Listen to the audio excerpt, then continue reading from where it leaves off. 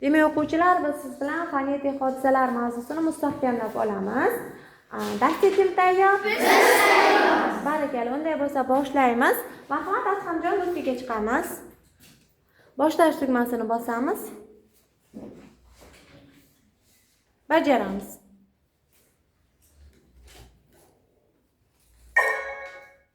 O'tirib olamiz. Barakalla, keyingi o'quvchimiz kim chiqyapti? Keyingi o'quvchimizga Mahmat Mirziyoyev, keyin Bobur chiqadi, keyin Saidmurod chiqadi.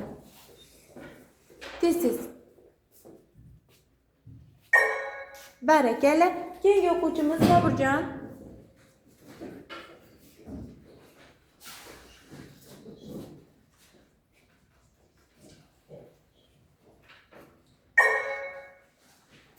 Barakalla, keyingi o'quvchimiz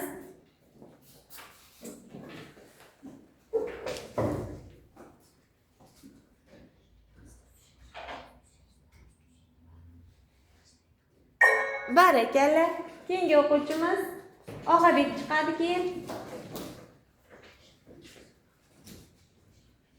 To'g'ri bo'lyaptimi?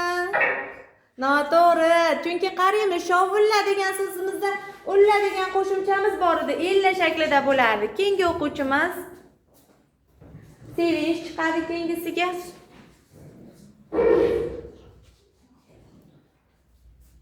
Barakalla. Sevinch. Nozima, tayyorlanamiz.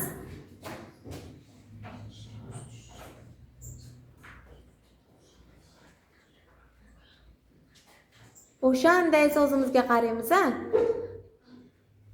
Nima bo'lgan? O'sha asosimizga